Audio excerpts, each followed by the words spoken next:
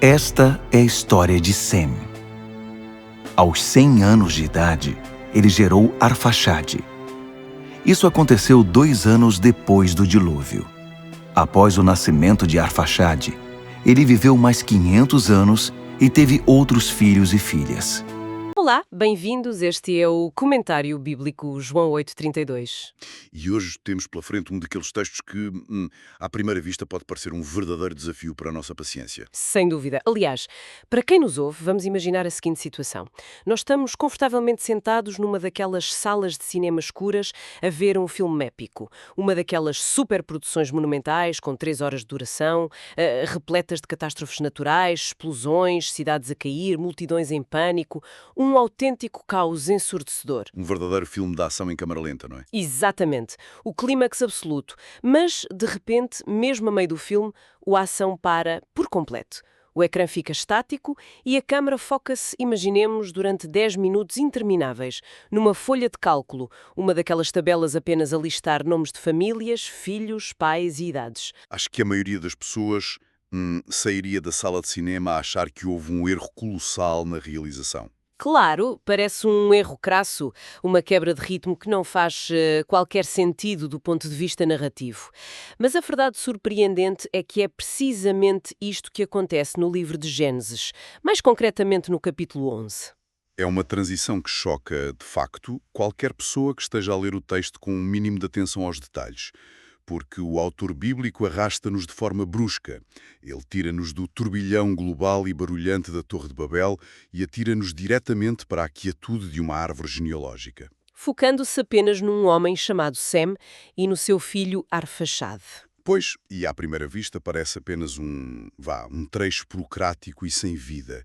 Aquela secção que a maioria das pessoas salta rapidamente para chegar à próxima grande história com Abraão. Mas repara, é precisamente para não saltarmos essa parte que estamos aqui hoje. A nossa missão em conjunto neste estudo é dissecar o que parece ser apenas uma lista monótona. Nós queremos puxar este fio condutor para revelar como estes versículos, os versículos 10 e 11, são, na verdade, um cabo de aço teológico. Um cabo inquebrável, digamos assim. Exato. Um elo inquebrável que liga o caos absoluto do dilúvio e a arrogância humana em Babel diretamente à promessa messiânica. E para nos guiar nesta exploração, vamos apoiar-nos, claro, no texto bíblico, mas também na visão de grandes pensadores como John Wesley, Ellen G. White e Gerhard von Rad. Cada um desses autores oferece-nos uma chave diferente para destrancar o significado profundo desta passagem. E para começar a perceber a genialidade do texto, nós temos de analisar primeiro o contraste estrutural. Onde é que nós estávamos antes do versículo 10? Estávamos na planície de Sinar a tentar construir uma torre gigante. Exatamente. Nós tínhamos acabado de sair de Babel, o mundo inteiro estava reunido a tentar construir uma torre que tocasse os céus e usando o quê? Tijolos e betume. Havia uma ambição desmedida, havia aquele ruído constante de grandes construções em andamento.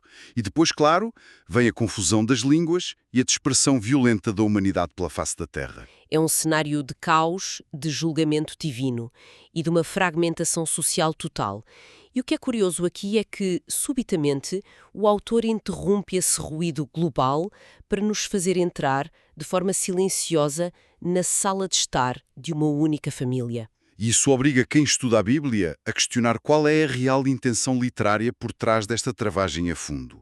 O autor está deliberadamente a usar o silêncio e a rotina monótona desta família de Sem como um contraponto direto ao barulho e à vaidade do resto do mundo. Isso é fascinante. É como se a narrativa estivesse a dizer que a verdadeira obra, aquela que importa para a eternidade, não está nos grandes monumentos, mas nas coisas pequenas.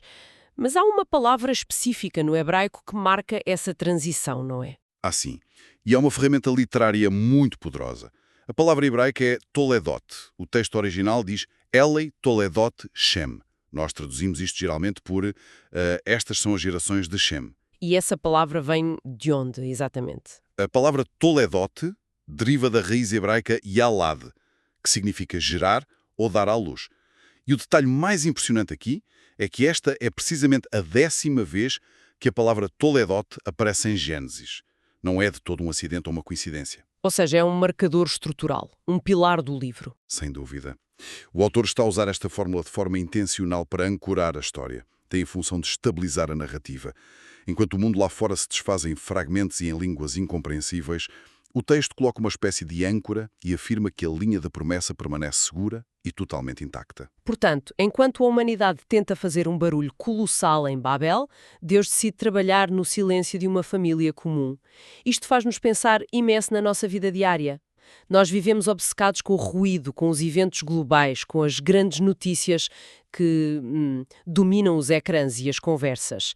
E esse ruído distrai-nos constantemente de onde a verdadeira ação espiritual está a ocorrer. É o que podemos chamar da teologia do silêncio e do ordinário. E a ironia profunda deste texto, que é talvez um dos meus pormenores favoritos, revela-se quando nós olhamos com atenção para o nome do homem que encabeça esta lista. O nome? Sem. Ora bem, a palavra hebraica Shem traduz-se literalmente por nome, ou renome, ou reputação. Exato. Nome. E agora pensa, ou melhor, vamos recordar o que estava a acontecer no início deste mesmo capítulo 11. Qual era o grande objetivo dos construtores da Torre de Babel? Eles disseram algo como: vamos construir uma cidade e uma torre e vamos fazer um nome para nós mesmos. Eles queriam, no original, fazer um Shem. Eles queriam forjar a sua própria glória eterna, a sua própria reputação inabalável, através da arquitetura monumental. Eles acreditavam que aquele esforço humano coletivo, aquela rebelião arrogante, lhes daria a imortalidade do renome. E fracassaram de forma quase patética, não é? Ao ponto de nem sequer conseguirem entender as palavras que o vizinho do lado estava a dizer. Perderam a comunicação básica. Fracassaram miseravelmente. E o que faz o autor bíblico logo a seguir essa queda monumental? Ele apresenta-nos a linhagem de um homem chamado, literalmente, Nome. É de uma ironia narrativa brilhante, quase dolorosa para quem se acha dono do mundo, como os construtores de Babel. Aqueles que tentaram desesperadamente construir um nome para si mesmos, através do poder do betume e da pedra, acabaram espalhados, esquecidos no meio da poeira da história. E a salvação da humanidade vai, na verdade, passar por um homem que já se chama Nome, mas que não construiu torre nenhuma. É o contraste absoluto entre a vaidade de tentar fabricar glória à força e a virtude de simplesmente a receber através da fidelidade silenciosa. Sem não tentou construir um grande império, ele simplesmente confiou. Querem ser conhecidas por toda a gente hoje, mesmo que amanhã sejam esquecidas. Sem, pelo contrário, representa a construção de um legado profundo, duradouro, mas totalmente fora dos holofotes e das modas passageiras. Uma excelente analogia.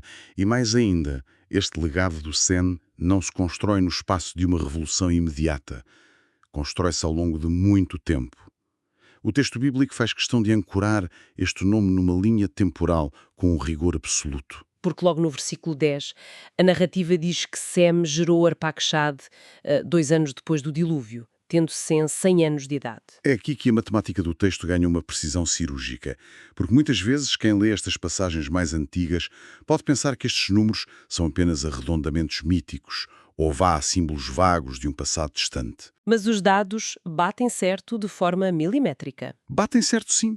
Nós podemos cruzar esta informação com capítulos anteriores. Se formos ao capítulo 7, o texto diz-nos que Noé tinha 600 anos quando o dilúvio cobriu a terra.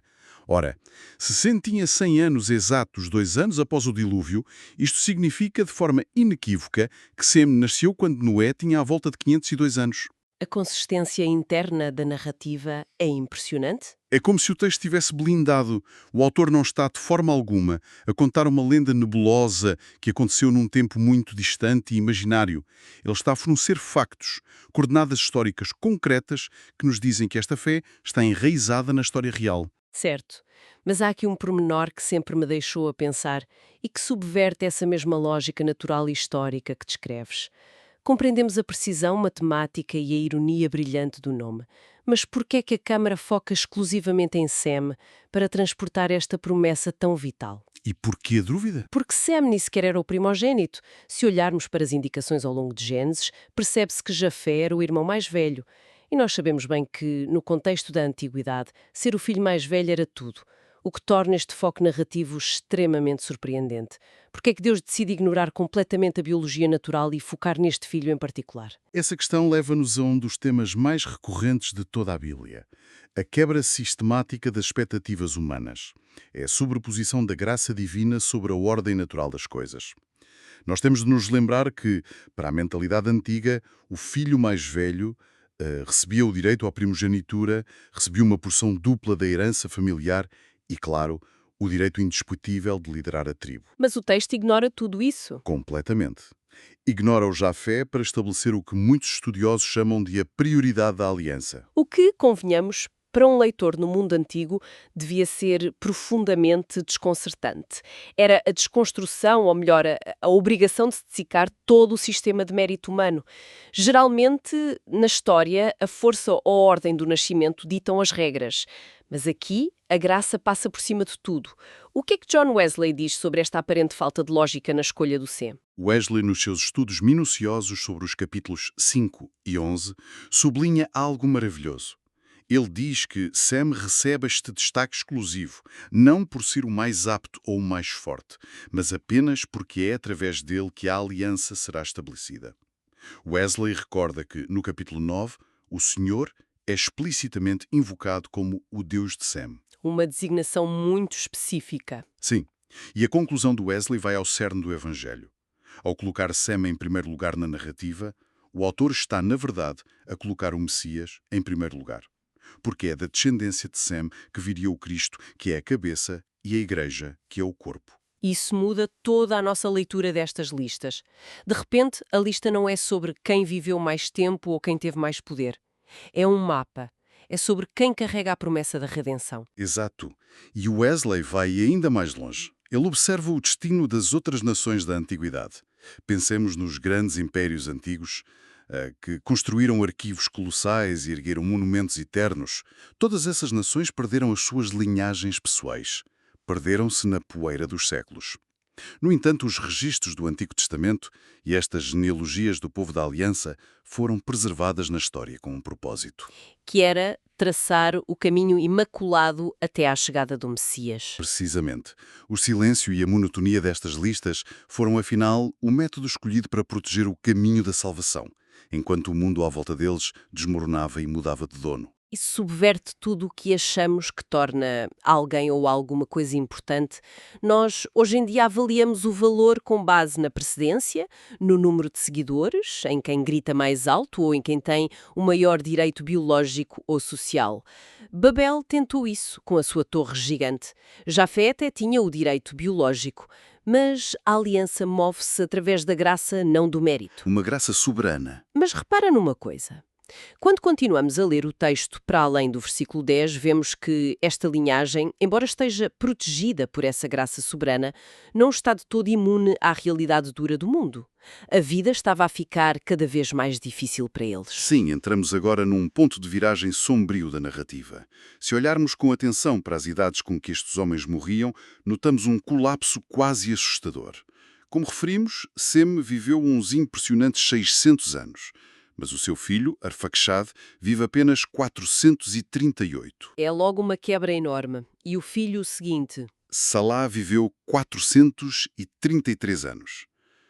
Éber viveu 464, o que foi um ligeiro aumento, mas a queda retoma de forma brutal a partir daí. Peleg vive 239 anos. E quando chegamos a Naor, que é o avô de Abraão, já perto do final desta lista genealógica, ele vive apenas 148 anos. A longevidade cai a pique a cada nova geração que nasce. É um declínio vertiginoso. Se fizermos as contas, nós damos de caras com uma tragédia silenciosa no meio desta folha de cálculo antiga. Com a esperança de vida a diminuir tão rapidamente, isto significa que Sem, que viveu 600 anos, acabou por viver mais tempo do que muitos dos seus próprios descendentes. Ele enterrou várias gerações da própria família. Exato. Ele deve ter visto bisnetos e trinetos a nascerem, a envelhecerem rapidamente e a morrerem perante os seus olhos. Como é que explicamos esta degradação biológica tão agressiva num mundo que, na teoria, tinha acabado de ser purificado e recomeçado após o dilúvio? Para entender o mecanismo físico e ambiental por trás disto, a perspectiva da autora Ellen G. White é fundamental. No seu clássico Patriarcas e Profetas, mais concretamente no capítulo 8, ela oferece-nos uma explicação que liga, de forma muito coerente, a teologia ao ambiente natural pós-dilúvio. Ela argumenta que esta diminuição drástica não deve ser lida como um castigo divino arbitrário que caía sobre a cabeça de cada criança que nascia. Não era um raio a cair do céu para lhes encurtar a vida. Não, de forma alguma. Reflete antes as consequências naturais acumuladas num planeta que foi drasticamente alterado pelas águas e pelas convulsões tectónicas do dilúvio. Ou seja, o ecossistema original colapsou por completo e o corpo humano começou a pagar a fatura desse colapso climático. Precisamente. O clima mudou com uma severidade extrema. As condições atmosféricas outrora perfeitas já não existiam. A própria base alimentar da humanidade sofreu adaptações pesadas. O ambiente passou a ser um lugar hostil. O que Ellen G. White descreve é, no fundo, o princípio da entropia a acelerar na biologia humana. A separação crescente do plano original do Criador e o peso da degradação ambiental começaram a destruir a vitalidade do corpo. O corpo humano cedeu sob o peso de um mundo fraturado. É fascinante, mas também introduz aqui um paradoxo que admito que me faz confusão. Se a humanidade estava a degradar-se fisicamente tão depressa, com o tempo de vida a encolher geração após geração num ambiente tão duro, como é que o plano de Deus não colapsou com eles? É uma excelente questão. E isso leva-nos diretamente ao pensamento do teólogo Gerhard von Rad. Anteriormente falámos sobre como a matemática prova que o texto é um registro histórico fidedigno, mas von Rad tem uma tese complementar. Ele defende que as listas de Gênesis 11 não são apenas registros de arquivo poerentos, mas sim uma enorme confissão teológica. Mas espera, não há aí uma contradição? Ou seja, afinal, isto é um facto histórico documentado com números exatos ou é uma metáfora, uma confissão teológica construída muito mais tarde só para passar uma mensagem? É uma provocação intelectual muito válida, mas a verdade é que não existe qualquer contradição. O que existe é uma sobreposição de propósitos. Von Rad não está de modo algum a negar a historicidade da genealogia ou a exatidão dos números. O argumento dele centra-se na intenção do autor bíblico ao colocar ali estes dados. No mundo antigo, sublinhe-se, ninguém gastava papiro ou pergaminho a registar centenas de nomes a não ser que houvesse um propósito vital. Tinham de ter uma razão muito forte. Sim, e ao condensar séculos de nascimentos e mortes nesta lista, o que o autor está a dizer a quem lê é algo do género. Olhem bem para estes números. A morte está a avançar a passos largos. A vitalidade humana está a ser esmagada. Mas reparem, a cada nome que se sucede, a promessa da aliança sobrevive. Estou a perceber. A teologia não está a inventar a história para parecer bonita. A teologia está a pegar nos factos difíceis da história e a mostrar-nos o propósito por trás deles. Exato. Von Rad afirma que estas genealogias funcionam como verdadeiras pontes narrativas. A história sagrada tem um destino muito claro a cumprir.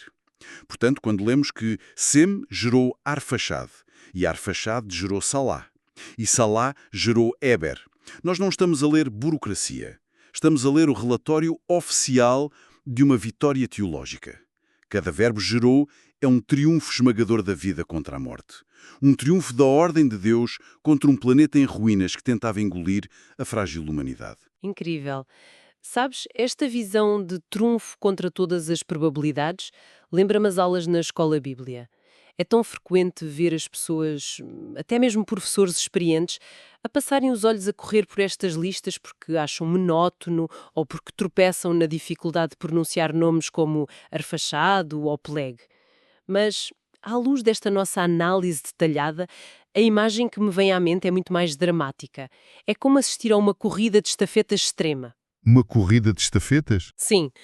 Quem nos ouve pode imaginar uma corrida onde, a cada volta, a pista fica mais lamacenta, o ar fica mais gélido e os atletas têm os pulmões cada vez mais fracos.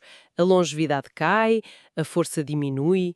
No entanto, o testemunho que passa de mão em mão, aquele bastão da corrida, não é um simples pedaço de madeira. É a promessa da salvação humana.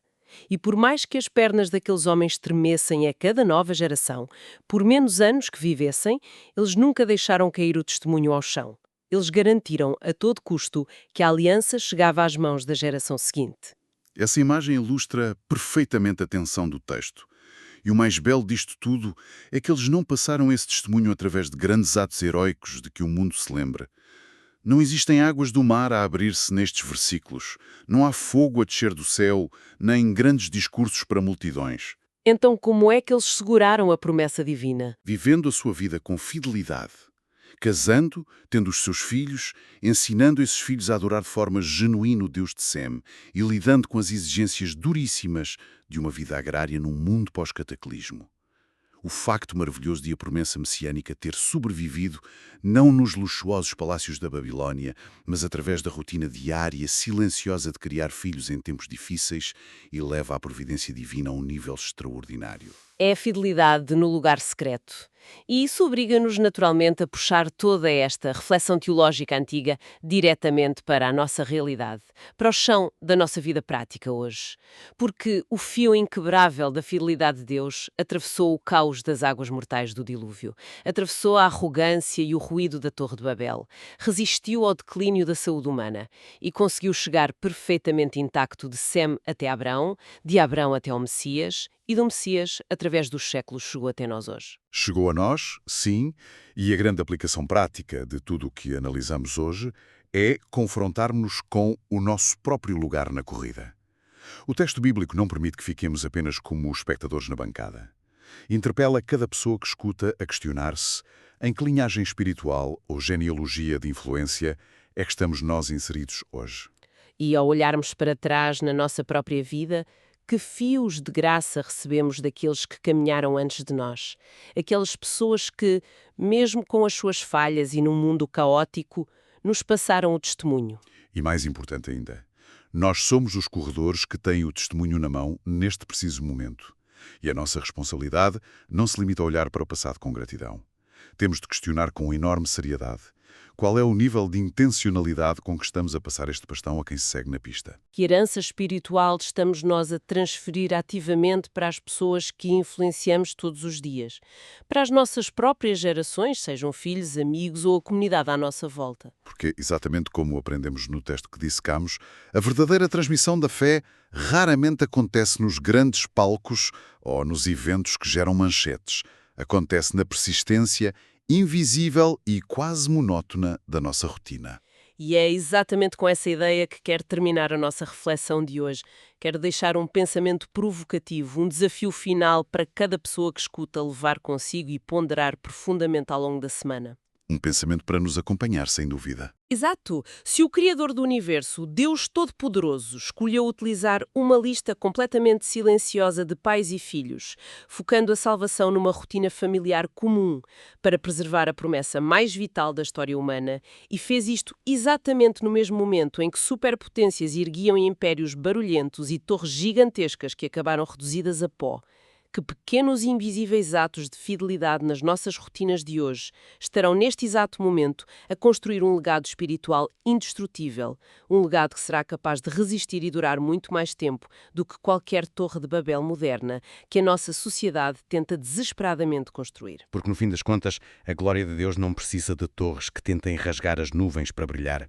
Ela manifesta-se com maior poder e consistência nas raízes silenciosas que sustentam discretamente a vida aqui no chão. Ficou desafio profundo para refletirmos juntos sobre as nossas próprias raízes. Agradecemos imenso a companhia de quem esteve connosco ao longo de mais este estudo da palavra e deixamos desde já o convite aberto para regressarem na nossa próxima análise detalhada. Até lá!